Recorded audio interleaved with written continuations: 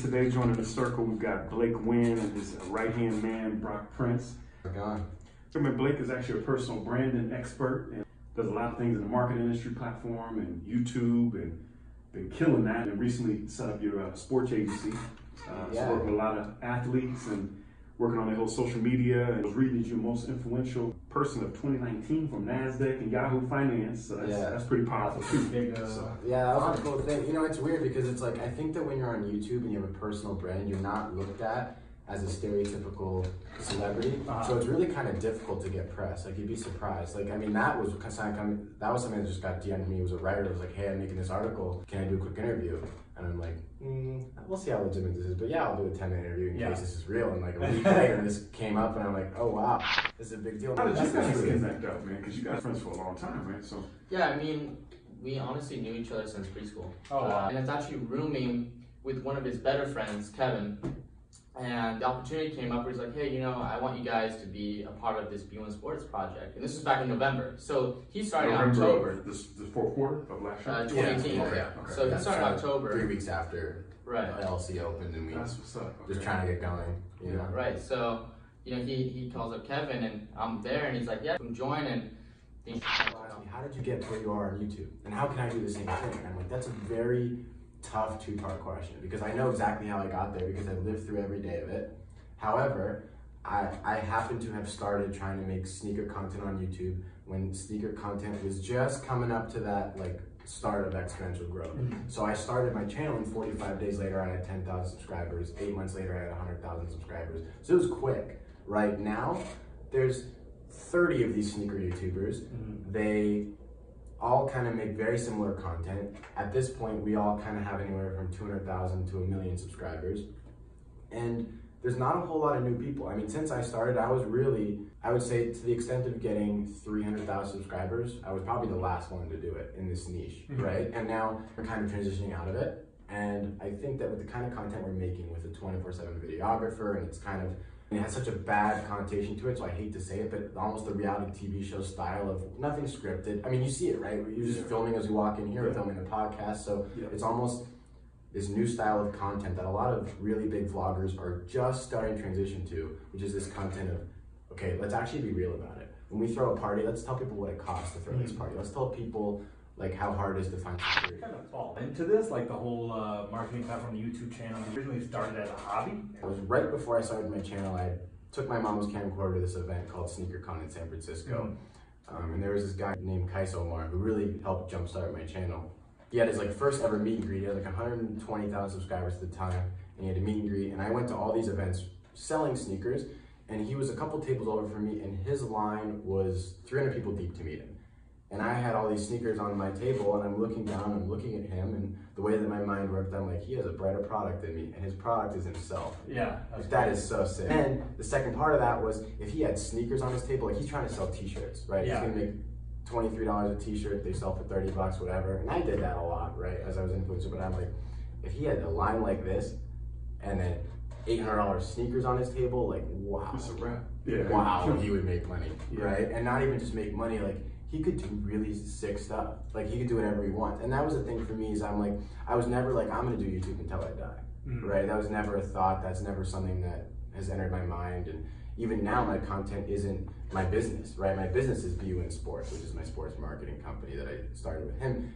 What is Wynn Sports specifically? Because it's a marketing agency, so what do you do, and how do you kind of correlate that to athletes or even the WWE? Are you specifically targeting like their whole marketing campaigns? I don't want to say it in the way that there's a negative connotation to it, but there's, first off, no matter what company you are, if you have a big enough budget to work with NFL stars, you can't just work with NFL stars. You should be working with influencers. You should be working with musicians and everything else. And I think that's where a lot of companies go wrong is, I mean, we have times, right, where you email somebody and like, oh, we really are looking for rappers right now. And it's like, okay, then keep looking, but use athletes and use influencers too, right? There's more to it than just that. And it, you know, it depends what the product is and so on. But a big, you know, company should be working with everybody. You know, like we have an activation coming up with a company called My Geology, which is a skincare company. And right, I mean, skincare company, if you have tunnel vision, you'd be like, we need to get beautiful girls on Instagram and that's it, right? And at the same time, they're like, well, how about the Cowboys defensive tackle, right? And I love that. I think that's so cool. So that's really what we do is bring really neat collaborations that not only are good for the athlete in terms of it shows that they're cooperating with brands and it shows that their platform's worth something and so on and so forth, but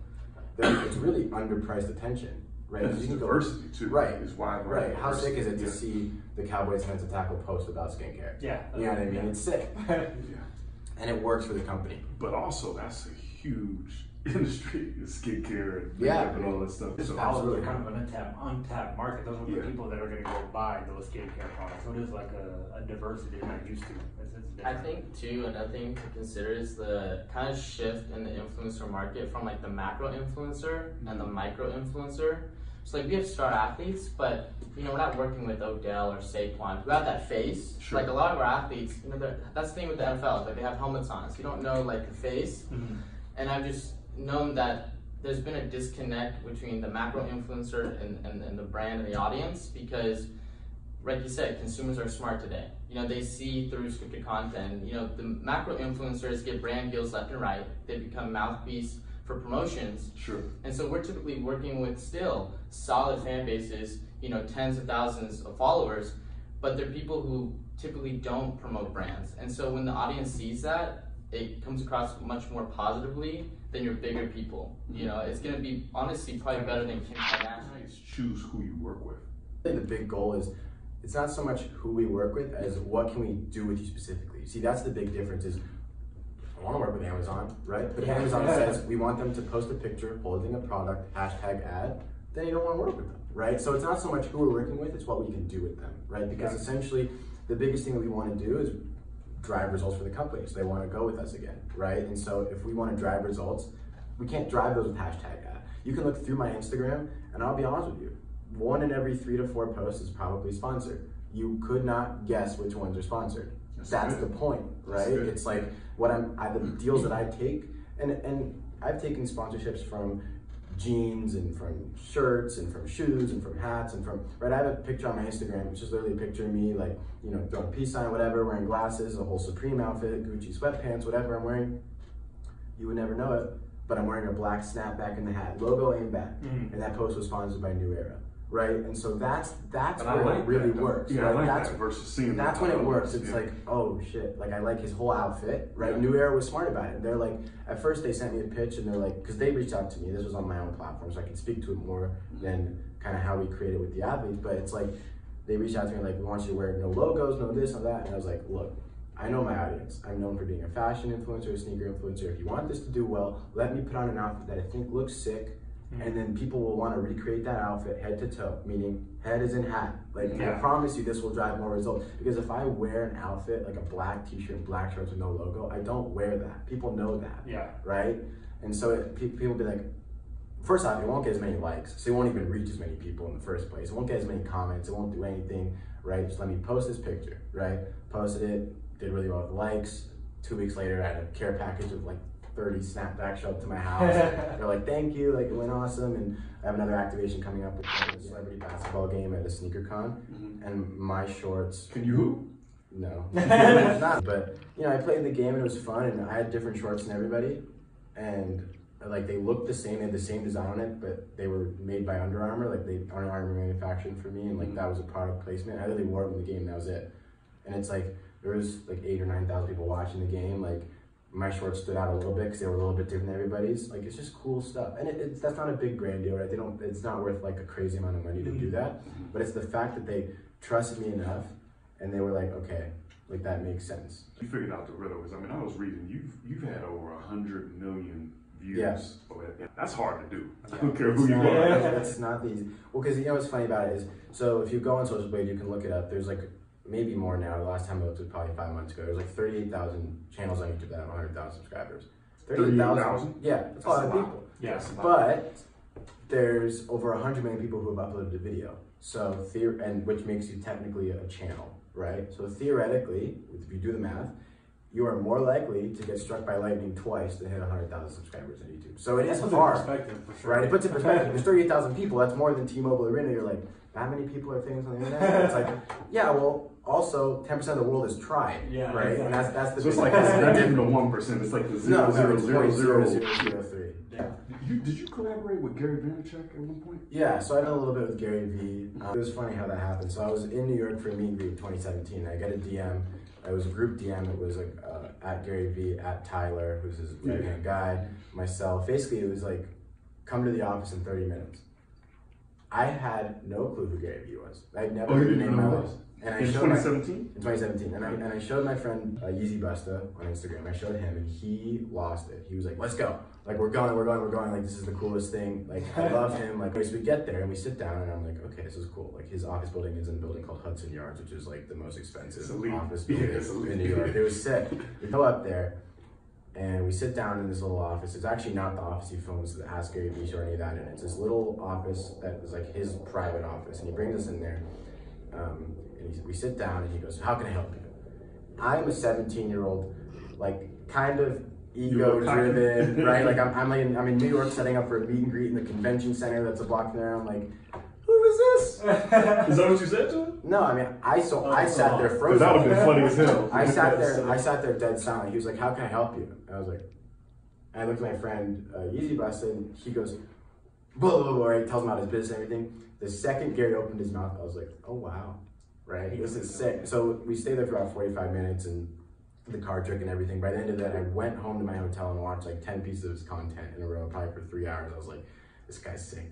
And then I was kind of like, damn it, like I wish I knew who it was. But you know, I mean, I stayed in contact with Tyler and everything. And then fast forward a couple of months, he comes out with the K-Swiss 003, which was the white shoe with the blue and the black. Was that his first one?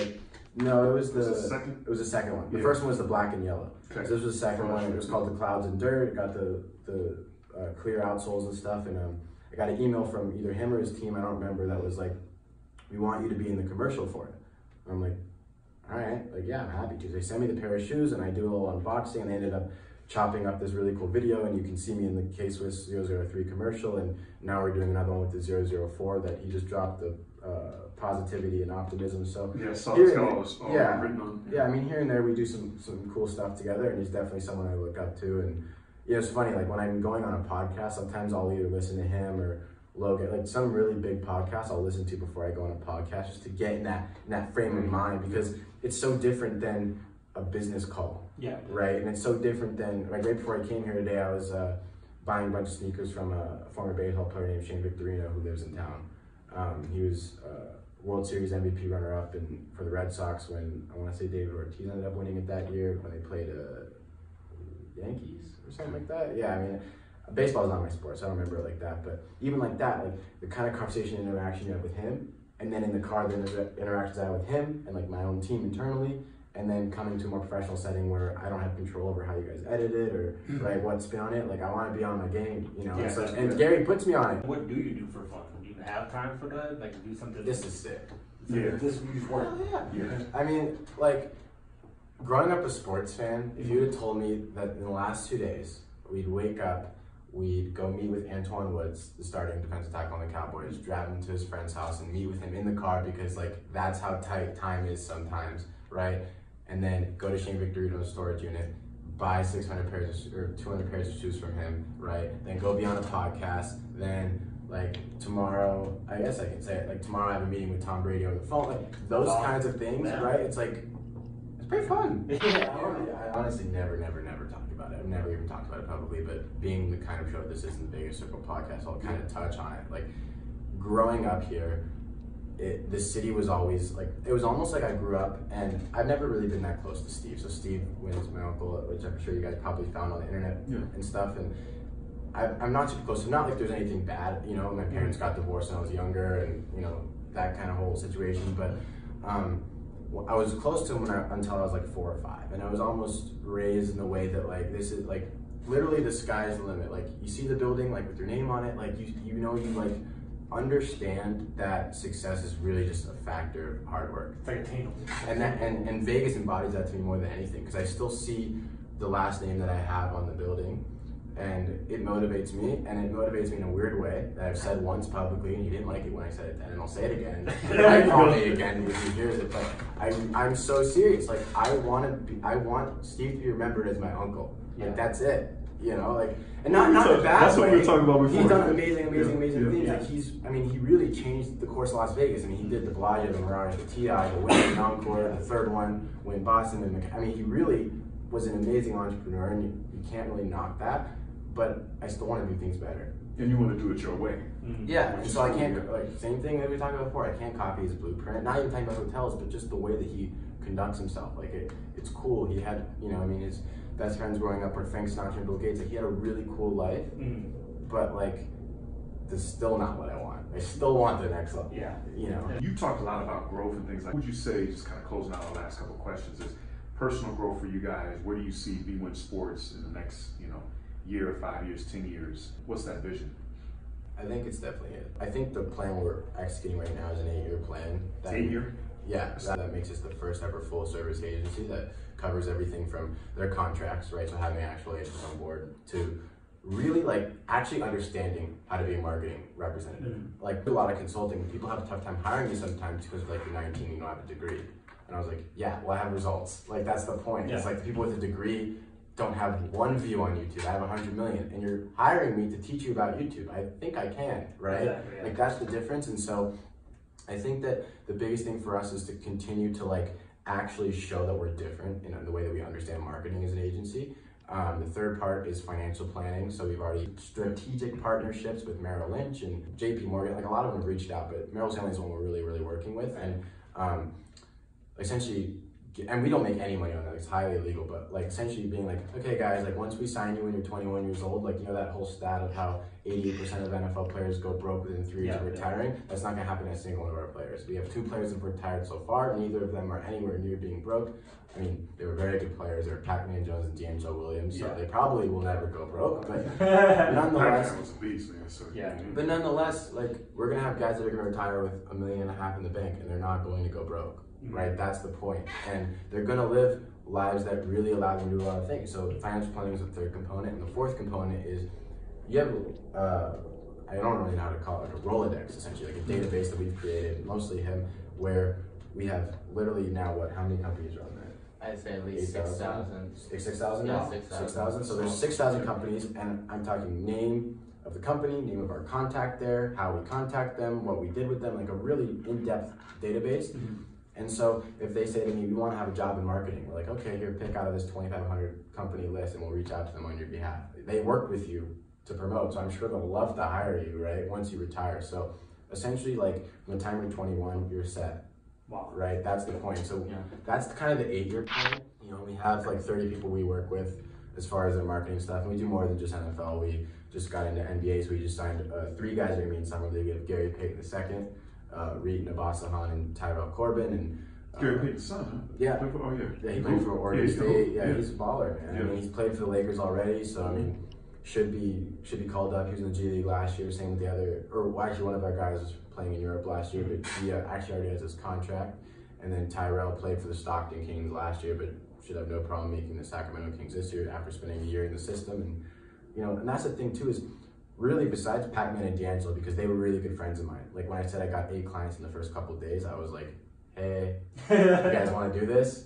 Right? And they were good enough friends of mine, they were happy to do it. But now it's really expanding into, I don't think we have a client over the age of 26 right now. I want to say Antoine and Hayes are our 2 oldest, and they're 26 years old. Antoine's coming on his contract year, right? We have guys as young as, it's funny, we have a guy named MJ Mendelez who's been drafted and he's in the Kansas City Royals system. You know, in baseball, you gotta play for a couple of years in the system before you actually get onto the main team. He's literally younger than me. You guys think I'm young, he's younger than me, and we're like, love to have him as a client for the next, he plays till he's 35 years old. It's 17 years of not having to recruit another guy. And we're still real active about the new guys. We got Debo Samuel in this year's draft class, Miles Boykin, who are 2 receivers that got drafted. We did a little bit of work with Dwayne Haskins. I mean, so we're still actively working on it. And this is the last thing I want to throw in there, because I know we're probably way over, but this is one that I think that I want to say every time I go somewhere, because this is the biggest thing that makes us different right now, which is the fact that when I say we're here to help, I'm not just some jerk that's like, we're here to help, ... our own pockets, right? Yeah. When I say we're here to help these guys and we don't want them to go broke, and that's really an important stat to our business, my contract's not exclusive. So every marketing agency is like, we can make you money, but you cannot make money with anybody else. As far as I care, they could sign with every marketing agency in existence. Their agent could get them endorsements. They could get themselves endorsements if they want to reach out like I did when I was on YouTube. But what we bring you, yes, that's the stuff that we get a cut from. And besides that, we're literally here to help you make money, like help you achieve financial goals, like really just like add to everything you're doing, right? Because these players aren't trying to be influencers, they're trying to be athletes. You guys are motivated, man. You guys are excited, man. So I'm rooting for you guys, man, to do some big things. Like an 8-year plan in order. Yeah. Definitely gotta get you guys some of our clients as guests and stuff. Yeah, come sure. to town, and can't wait to hear their episodes and stuff. Yeah, too. we'd love to help that. Awesome. Yeah, that's so. Just so you know, that's what Vegas Circle is about. So our platform is for that. So it's to give people like yourself the voice to be able to talk about what they're doing, what they're about to do, who they're connecting with, and we've been very successful at that. So where can people find you guys at? Can you shout out like your website, your your social medias and things? Sure. Website www.wynnsports.com. Okay. Instagram KBRPrints. And mine's just_Wynn. Okay. For now, hopefully I'm getting verified in the next couple of weeks, and then I can change my username to just like @Blake or @BlakeWynn or something. Because once you get verified, you can change your username. But Sure. for now, just_Wynn. And also check us out on LinkedIn. You know, that's been something we've been trying to push more. Okay. That we've noticed. I don't know if you guys are on LinkedIn or not. We are. Yeah, we have pretty good I'm telling you, on there. So. I think LinkedIn is going to be A lot of something business is done, man. Right. Gary's actually talking about that for a long time Right. too. Yeah. So, I got on it. I have like 30 people in my circle, so if you're watching this, you want to be one of the first in your circle, feel free. Yeah. But yeah, I mean, it's an awesome platform. You know, for me, it's like the amount of attention that goes into actually growing something, it's got to be worth it. Sure. You know, like it didn't take one day to build my Instagram and YouTube. It took 3 years, and so I'm like, if I'm going to start a platform, I'm really going to go for it, you know? And so that's why I really was holding off on LinkedIn. I'm like, I don't know if essentially adults are going to support a social network, and but now I believe in it. And I believe in it now. So. Yeah. Well, we're excited, man. We appreciate having you. It was fun to hang out with you guys, man. Yeah, These stories. So let's have you guys come back on again once we see how it goes. So you can reach us at thevegascircle.com. We're on all the platforms. So awesome, guys. Thanks, man. Absolutely. Thank you.